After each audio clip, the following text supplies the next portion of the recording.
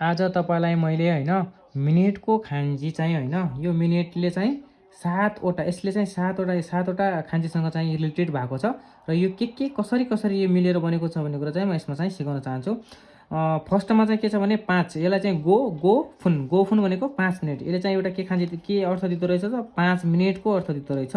अर्को यो दोस्रोमा चाहिँ केसँग रिलेटेड छ त यो के को खान्जी हो कीको खान्जी हो यो के खान्जी हो मिनेटको खान्जी हो। अब के भयो की बुन भनेको चाहिँ के हो त की बुन भनेको चाहिँ फिलिङलाई यसले अर्थ दिएको छ एउटा हैन।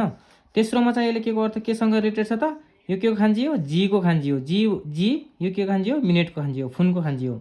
अब यो के भयो त दुईटै मिलेर जी बुन भनेको चाहिँ के हो त योर सेल्फ हिमसेल्फ आफूलाई चाहिँ जनाइरहेको छ हैन।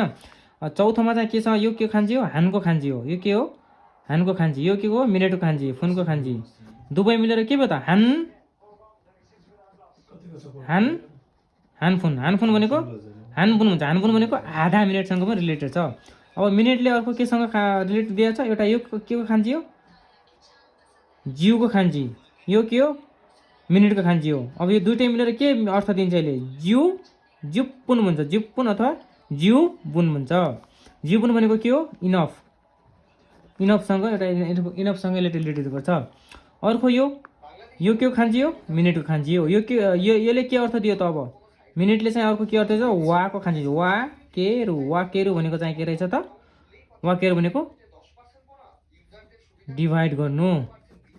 अर्को यसले के खान्छ यसले के अर्थ दिएको छ त यसलाई वा दिएको छ। अर्को पछाडि के छ वाकारो भनेको